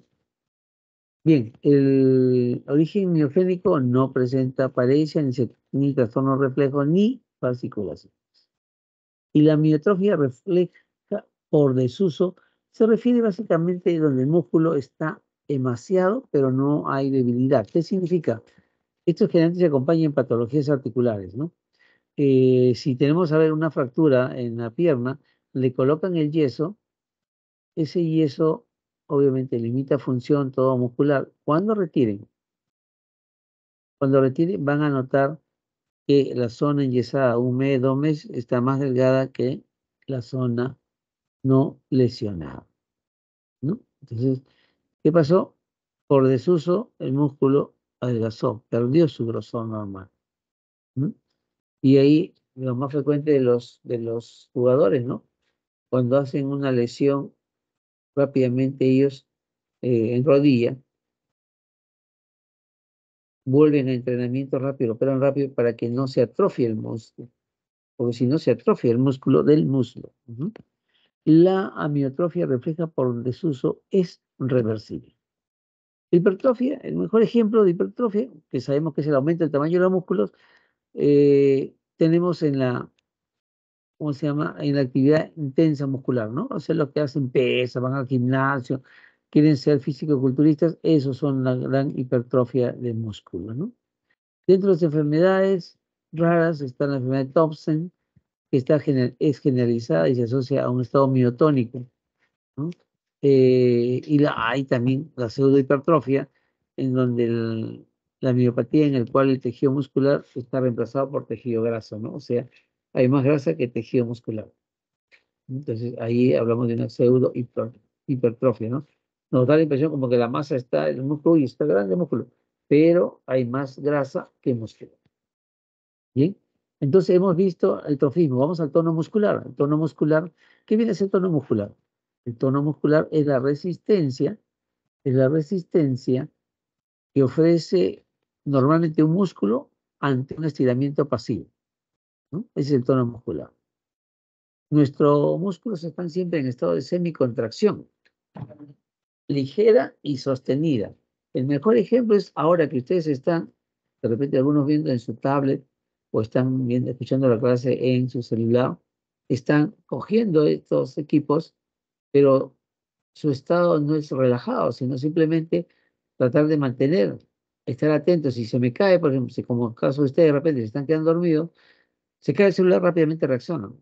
Ese es el movimiento de semicontracción que nos permite rápidamente reaccionar. Entonces, la base fisiológica del tono muscular es el reflejo miotático, donde se integra a nivel espinal, ¿no? Bien. Cuando hay el tono muscular es por encima, supramedular, supraespinal, es a través de la piramidal sobre motoneuronas alfa y gamma, ¿no? Pero eso no vamos a entrar porque estos son básicamente la cuestión netamente anatómica, ¿no? Simplemente para decirle algunas cositas. Los ganglios basales, por ejemplo, el núcleo caudado inhibe las motoneuronas alfa y gamma extensoras. El núcleo rojo estimula a las alfa y gamma flexoras. Y los vestibulares facilitan el tono de los músculos extensores. ¿Ok? Y el cerebelo, acá, el cerebro juega papel importante. Por ejemplo, la porción intermedia, el vermis, y lateral facilita lo que es el tono, ¿no? El vermis es el efecto inhibitorio. ¿Sí? Entonces, y acá la posición intermedia es el que facilita el tono. Cuando veamos síndrome cerebroso coordinación, vamos a ver las estructuras que se involucran en el tono muscular, el vermis superior, el vermis inferior, los lóbulos cerebelosos, todo eso lo vamos a ver en la cuestión de coordinación, que es un elemento importante. Tono muscular adecuado, coordinación se puede hacer. Tono muscular inadecuado, coordinación va a ser alterada. Bien, entonces, esto rápidamente para decirles del tono muscular. La interrupción del arco reflejo medular, o sea, cuando hay lesión de las raíces posteriores o de la neurona motora anterior o de ambas, vamos a tener hipotonía. Ojo, hipotonía. La lesión de la vía piramidal, hay hipertonía piramidal o contractural. Acuérdense que la primera etapa de la lesión piramidal es hipotónica, pero cuando avanza vamos a tener la hipertonía, que es consecuencia de lesión vía piramidal. La lesión del sistema pálido estriado, o sea, el globus pallidus más la sustancia negra, no va a provocar hipertonía extrapiramidal o rigidez. Acá está entrando el síndrome parkinsoniano, ¿no? Y cuando hay una lesión del sistema neuroestriado, que es el putamen, el núcleo caudal, hay hipotonía, puede presentarse síndromes coreicos y atetóxicos. Ujú. Y las lesiones del cerebro y vías cerebelosas nos van a provocar hipotonía. El síndrome cerebroso entra acá, porque hay una hipotonía, hay ataxia y hay hiperquinesia. O sea, hay varios elementos que se pueden presentar cuando se altera alguna zona anatómica del sistema nervioso. Bien, la exploración del músculo se hace, pues, del tono muscular, hacemos una exploración de motilidad pasiva. Tenemos que ver cómo están todos los músculos, palpar los músculos. Y dentro de ellos también se agrega, y esto lo tienen aparte, ustedes en un seminario, pero o una clase, sino de meningio, la evaluación de la esfera meningia. ¿En busca qué? De rigidez de nuca, en busca de maniobra de Kearney o Bruxis. Tres maniobras importantes en los cuadros meningios. El tono muscular, entonces, lo exploramos de la siguiente manera. ¿Cómo inspeccionamos? Hay que observar los relieves musculares, la forma muscular. Están aumentados, están bien definidos, hipertonía. Están aplanados, aplastados, hipotonía. Solamente observamos. Palpación. ¿Cómo palpamos? Con la cara palmar de los dedos en forma perpendicular al músculo que voy a evaluar. Si yo quiero evaluar, por ejemplo, el bíceps, mis dedos voy a palpar suavemente para ver su consistencia. Si está blanda, flácida, hipotónico. Está aumentado, hipertónico. ¿Okay? La motilidad pasiva, ¿cómo lo evalúo? La motilidad pasiva es el movimiento que efectuado por el explorador, por ustedes, de los diversos segmentos corporales, ¿no? Es como cuando ustedes dicen, a ver, señor, jale su brazo, están ustedes explorando pasivamente el tono muscular. Y la extensibilidad es, digamos, la máxima separación posible entre los puntos de inserción. Cuando está reducida es porque hay contractura muscular. Entonces, estás separando, haciendo aducción y ahí queda. O cuando aumenta, hay por famoso, pues, famosa laxitud ligamentaria, ¿no? Que muchas personas lo tienen y no lo saben. Bien, entonces, dentro de las maniobras de exploración de tono muscular, están las maniobras de pasividad que se hacen tanto en el miembro superior como en el miembro inferior. El miembro superior, simplemente hacemos el baloteo. Tomamos la muñeca del paciente y sacudimos la mano, ¿no? Con movimientos cortos, así, anteroposteriores, ¿no? Comparativa, derecho-izquierdo, por ahí quién está hipotónico o no. De repente los otros también, nos olvidamos. Ahora, miembro inferior, igual. Tomamos el tobillo y empezamos a sacudirlo para ver cómo está el tono muscular, ¿no? De repente es comparativo ambos lados. Esa es la maniobra de pasividad. En las maniobras de extensibilidad a nivel de miembro superior, tengo que hacer flexionando el antebrazo sobre el brazo.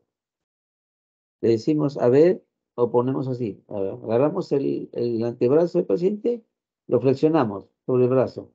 Y ustedes van a darse cuenta que la muñeca no choca el hombro. Háganse ustedes, no choca el hombro. ¿Mm?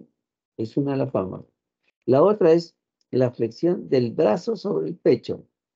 ¿Qué significa? Ustedes agarran desde el codo y lo tratan de pasar al otro lado. Y van a ver que no va a sobrepasar el codo la línea media,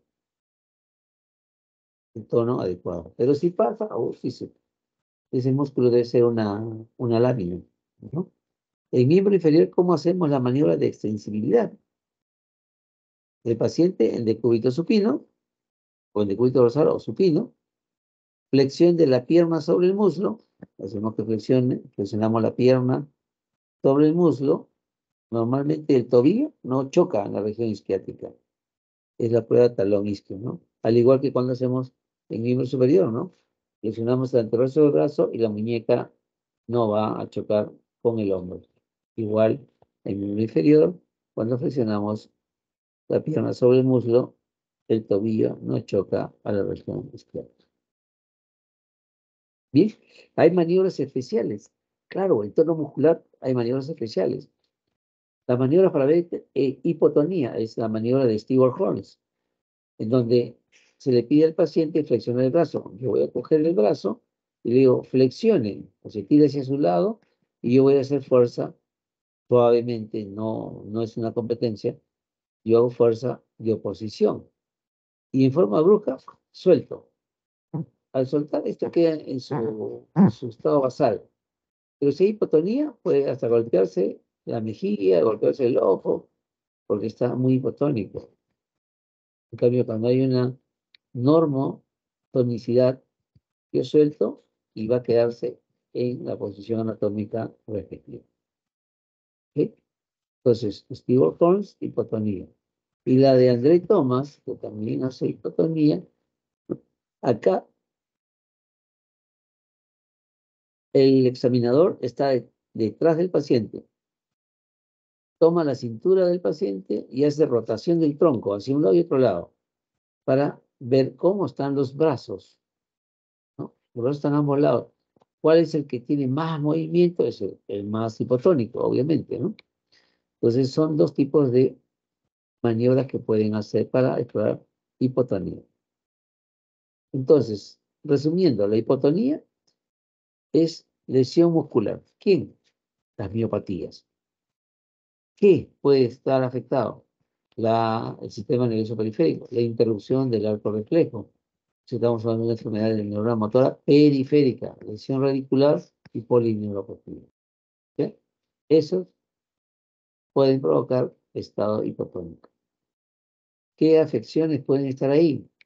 Bueno, todas las afecciones del sistema nervioso central. Médula, poliomielitis aguda, que generalmente ya no se ve.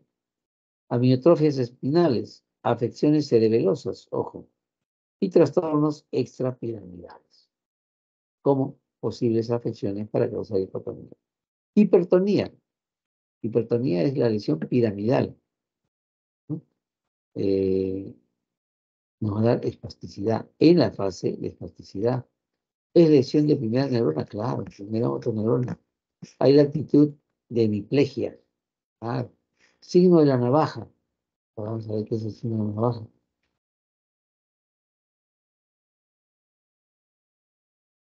Y puede también haber disfunción extrapiramidal, rigidez.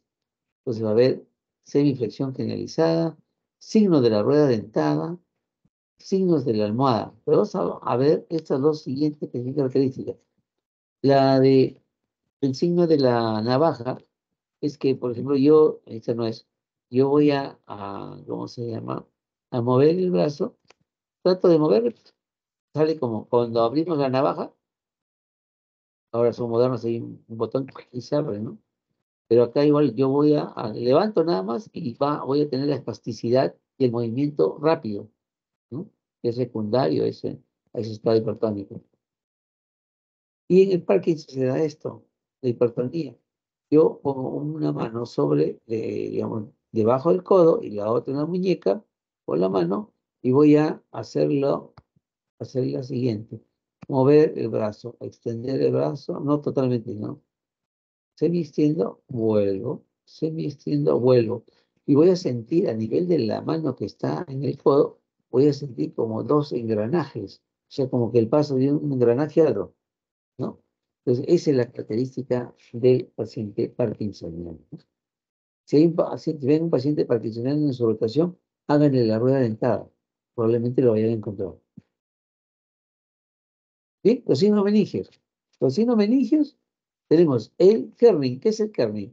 El kerning se realiza flexionando la cabeza, pegando el mentón hacia el pecho. Al hacer esto, va a haber una respuesta de una flexión de ambas piernas. ¿Sí?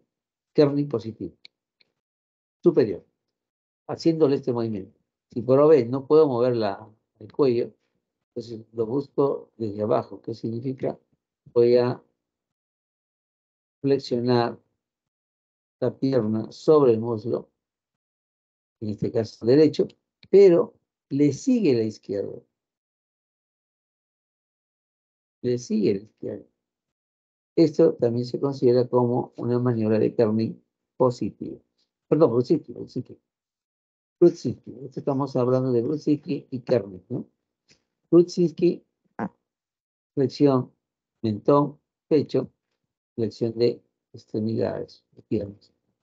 Si hay contraindicación de mover la cabeza, lo hacemos desde el punto de vista de evaluación inferior, igual flexionando pierna sobre muslo, y la otra respuesta es también la misma de flexión. ¿Okay? Entonces eso se considera una maniobra de Brudzinski positiva. La maniobra de Kerning es al paciente que está echado, lo voy a sentar. Y al sentarlo va a haber una flexión de las extremidades inferiores. Entonces, esto es Kerning positivo cuando evalúo superior. Si por OB no puede sentarse el paciente, entonces yo hago lo siguiente. Voy a levantar una extremidad de forma recta y en un momento determinado va a flexionar espontáneamente. A eso se llama maniobra de Kerning. Estas dos maniobras están presentes en los procesos meningios, ¿no? Meninge puede ser infeccioso o no infeccioso, y eso van a tratar en su seminario. Pero sí grábense esta forma de evaluación.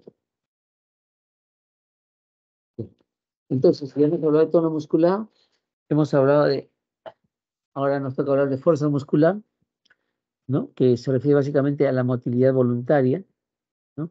Tenemos que evaluar en la cabeza el movimiento de flexión, extensión, lateralización. En superiores, el movimiento de cúbito dorsal. El evaluador pone resistencia a todos los movimientos que va a realizar. Y miembros inferiores igual, ¿no? Podemos decirle, ¿cómo está la fuerza muscular? Si queremos hacerlo rápido, a ver, señor, está echado, ¿no? Perfecto. Ahora, simule como que maneja bicicleta y lo hace bien en forma, digamos, simétrica. Excelente. No va a haber problema de fuerza muscular inferior. Como una parte de evaluación rápida, ¿no? Acá tenemos que valorar la amplitud de los movimientos, ¿no? La rapidez con la que se realiza, la energía con la que se moviliza, para poder definir si hay una alteración de la fuerza muscular. ¿Sí? Entonces, estas son las primeras maniobras de fuerza muscular segmentaria de miembro superior. Significa hacer resistencia al movimiento que se le indica al paciente. ¿Okay?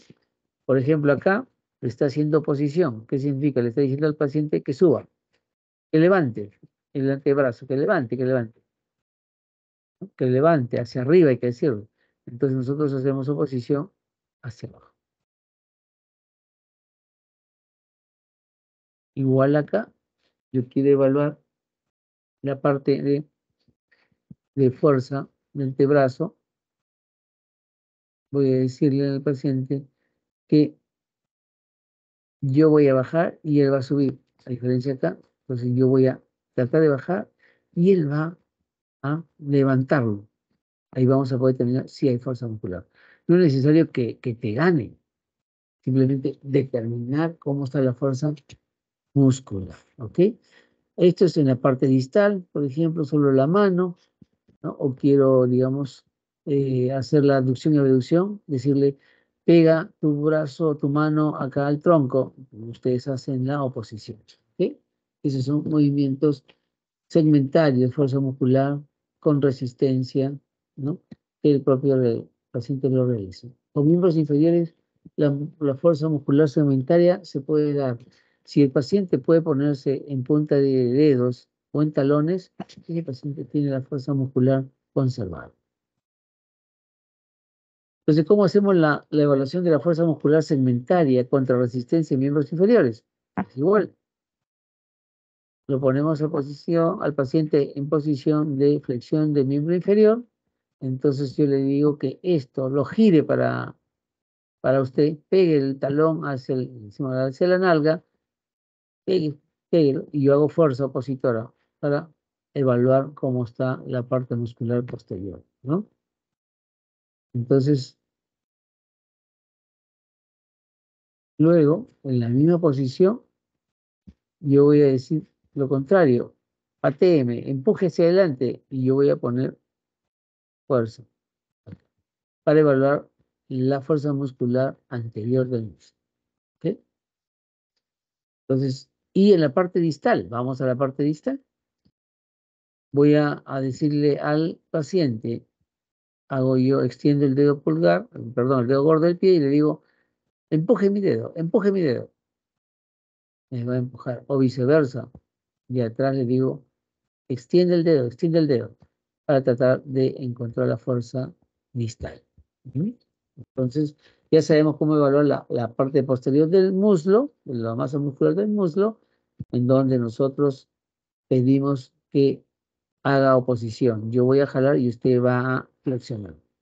Cuando quiero evaluar los músculos anteriores, lo contrario. Yo empujo hacia adentro y usted patea hacia afuera.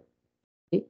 Bien, entonces acá tenemos para miembro inferior también, a ver, levante y hacer oposición para poder evaluar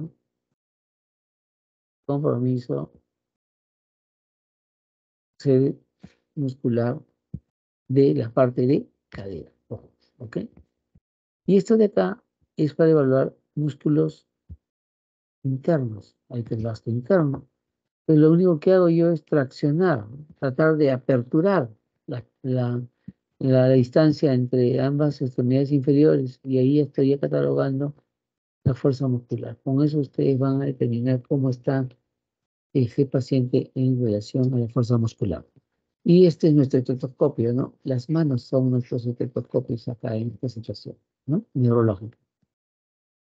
¿Hay maniobras especiales para realizar fuerza muscular? Claro que sí, para ver la fuerza muscular, y ahí tenemos una de las maniobras más frecuentemente usamos y con una rapidez adecuada en la que se va a determinar la fuerza muscular. ¿Cómo hacemos eso? Ahí ponemos al paciente en posición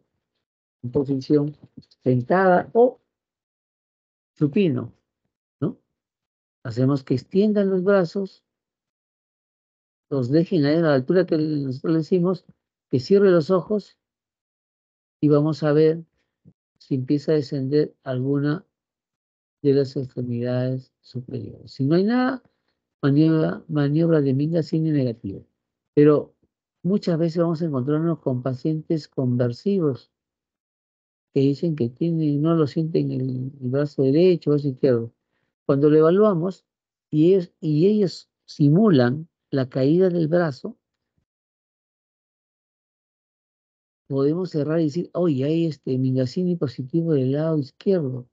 No, para que sea positivo tiene que caer y tiene que haber pronación de la mano. Miren cómo está la posición acá, pronación de la mano. En cambio, si cae y la ven ustedes tranquila la persona y no hay pronación ni nada, no, poca posibilidad de que sea algo neurológico. Bien, entonces tenemos maniobra de Minga-Cini en dos posiciones, sentado o supino. ¿Sí? En miembros superiores vamos viendo también entre maniobras especiales la maniobra de separación de dedos de arco palmar o barré para manos. Eso significa poner ambas manos en forma simétrica para evaluar la distancia, los espacios cuando extendemos los dedos, está simétrico. Y si vemos que una mano no extiende mucho, entonces ahí puede haber una alteración en la fuerza muscular. Y ahí viene la segunda fase donde yo empiezo con mis dedos a juntar los dedos de acá, o sea, junto el quinto con el cuarto, el tercero con el cuarto, el segundo con el tercero y el primero con el segundo, para ver la fuerza muscular. Eso siempre y cuando yo vea que comparativamente en la maniobra de barrer para manos hay una diferencia en la extensión y apertura de los dedos, tengo que hacer la fuerza que no está. La otra maniobra que nos permite evaluar fuerza muscular distal es la maniobra de pinzamiento. Pedirle que unan los dos dedos del paciente y ustedes con los dedos índices van a tratar de abrir este sello que ha puesto el paciente. ¿Ok? Ese para la fuerza distal. En miembros inferiores existe el barré. Sí, el barré de miembros inferiores, que significa poner al paciente en ventral pedirle que flexione la rodilla y nosotros tenemos que, digamos, mantenerlo para que podamos observar si se cae o no, ¿no? Entonces, posición de cúbito ventral o prono, posición prona, ángulo de 90 grados, pierna con muslo, y observo cuál cae primero. Cae uno, tenemos barré de miembros inferiores positivo derecho, por decirlo así. Pero de repente el paciente está imposibilitado para ponerse en prono.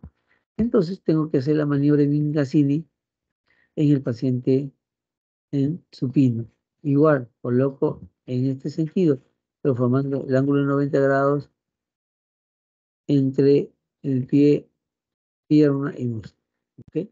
Y igual observar en qué momento uno es más débil o no, o son iguales, ¿no? Entonces tenemos Mingasini, miembro superior, Mingasini, miembro inferior, cuando hay imposibilidad de poner al paciente en ventral para realizarle la maniobra de barrera. ¿Sí? Entonces acá tenemos nuestras maniobras de oposición. Fuerza muscular proximal superior a la altura del hombro. Levante el hombro como niño malcriado. Evaluamos su fuerza, siempre comparativa. Derecho, izquierdo, derecho, izquierdo. Miembros superiores distales. A ver, voy a jalar hacia mi lado y usted jale hacia su lado para evaluar lo que es las maniobras de oposición. Ya tenemos maniobras de miembros superiores proximales a nivel de la cadera. ¿Qué hago? Coloco la mano sobre la cadera y pido que levante la cadera, ¿no? Si ese movimiento está adecuado a su fuerza muscular a nivel de miembros inferiores proximal. Y para el distal es lo mismo, ¿no? El pie del paciente, le digo inicialmente, pise mi mano. Al otro es, jale su pie, y yo voy jalando y viendo la fuerza distal de miembros inferiores, ¿ok? Entonces son maniobras de posición para ver distales de miembros inferiores, ya hemos visto distales de miembros superiores, que son estas dos, ¿no? Entonces seguimos avanzando. Entonces, para concluir, la fuerza muscular, ¿qué alteraciones tiene? No se confundan, parecia. Parecia es la reducción o disminución de la fuerza o dificultad para llevar a cabo un movimiento. Y plejía es parálisis, es falta total de fuerza, es decir, hay incapacidad de mover. ¿Qué alteraciones tienen que saber? Y tienen que, esto vive para siempre con ustedes. La alteración de un solo miembro se llama monoparesia cuando hay reducción o monoplejía cuando hay parálisis. Un solo miembro, si es superior, es braquial. Si es inferior, crural. Entonces puede haber monoparesia braquial cuando hay compromiso de miembro superior de disminución de fuerza, o monoplejía braquial cuando hay compromiso o abolición de movimiento del miembro superior izquierdo, ¿no? Entonces, y inferior es crural, ¿no? Igual, monoparesia crural derecha, monoparesia crural izquierda, monoplejía inferior o monoplejía crural derecha o izquierda. La hemiparesia o hemiplejía es la afección, tanto en reducción como en abolición de los movimientos musculares de todo un hemicuerpo, sea derecho o izquierdo, ¿ok? Entonces, la hemiparesia o hemiplejía global y proporcional, o sea que afecta miembro superior y miembro inferior con la misma intensidad, la lesión probable es que sea la arteria cerebral media profunda. ¿Ok? Cuando tengo algo simétrico, igual, por ejemplo, en lo que se refiere a fuerza muscular, ¿no? De repente tengo yo, usando la escala de Daniels, que es que va de 0 a 5, de repente tengo un grado 2, ¿no? No vence la gravedad ni la resistencia, tanto en miembro superior como inferior. Ya, o sea, eso es una hemiparesia global, ¿no? Y es proporcional. Pero igual ustedes escriben como hemiparesia derecha o izquierda, pero ya van tomando en cuenta la posible lesión, la arteria cerebral media profunda. Si yo tengo una hemiparesia o hemiplegia predominio braquial, sea más marcado el miembro superior que el inferior, la posibilidad de la lesión de la arteria cerebral media superficial. ¿Ok? Pero si yo tengo, al contrario, una hemiparesia o hemiplegia mayor en crural, entonces la posibilidad diagnóstica es que haya una lesión en arteria cerebral anterior. ¿Está? Entonces, miren, son las posibilidades que pueden tener ustedes. Atento, no solamente se queden con mi parecia. ¿Hay predominancia? No, no, no hay. Ah, es una global entonces. Si hay predominancia, ya voy pensando qué posibilidades topográficas puedo tener. ¿Sí? Entonces, si tenemos una hemiparesia o hemiplegia directa, quiere decir con parálisis facial central ipsilateral, como hemos visto con mi grupo, es una directa. ¿Por qué? Porque tiene la parálisis facial del mismo lado del compromiso motor del hemicuerpo. ¿No? Pero cuando es alterna, que significa que tengo una parálisis facial en un lado, periférica, ¿no? Y tengo la hemiplegia al otro lado. Eso hablamos de una hemiplegia o hemiparesia alterna. Cuadriparesia, compromiso de los 4 miembros afectados. Cuadriparesia o cuadriplegia que predomina en zona proximal, y acá hay que usar la maniobra de oposición, estamos hablando de miopatías. Cuando hay una cuadriparesia o cuadriplegia a predominio distal, vamos hablando de polineuropatías. Y cuando tenemos, dice paraparesia o paraplegia, es la afectación de miembros inferiores. ¿Ok? ¿Y cómo se dice la afectación de ambos miembros superiores? Diparesia. Acuérdense, diparesia. ¿Ya? No hay que, por ahí escuché paraparesia de miembros superiores. No, es diparesia de miembros superiores. Paraparesia, ya estamos hablando de miembros inferiores. Ya ni es necesario decir paraparesia de miembros inferiores. No, paraparesia. Ya ustedes y cualquiera va a saber que paraparesia se refiere a compromiso de miembros inferiores. Muy bien. Creo que este es un resumen de trastornos de la marcha de la motilidad voluntaria, parálisis o paresias, del tono muscular, hipotonía o hipertonía, de la motilidad refleja, eso es lo que van a ver en su clase de reflejos, profundas, superficiales, vamos a tener hiperreflexia profunda u osteotendinosa, arreflexia superficial o cutánea mucosa y la aparición de reflejos patológicos. ¿Ok? Y de la motilidad involuntaria son clonos y sincinesia que seguro la van a referir en su clase de reflejos.